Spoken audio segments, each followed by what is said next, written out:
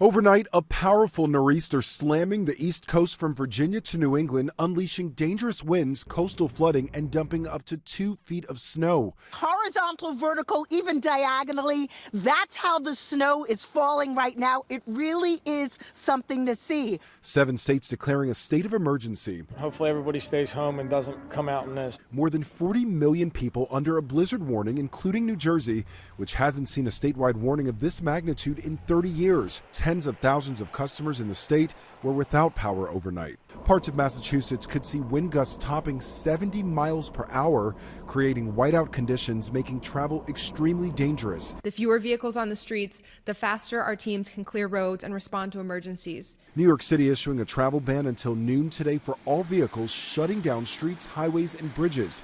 New Jersey Transit and the Long Island Railroad suspending service, and in Philadelphia, buses are no longer running.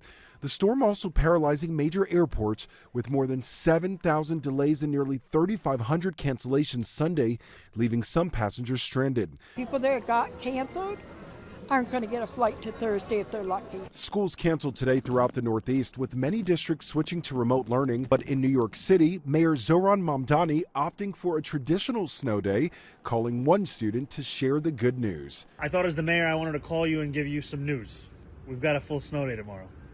No online school, yes. No remote learning, full classic snow day. Again, here in New York, we are in a travel ban until at least noon, and there was a snowplow that overturned, leading to a hazmat situation. Officials are urging everyone to please stay off the road so the plows can do their work. Lionel Moyes, ABC News, New York.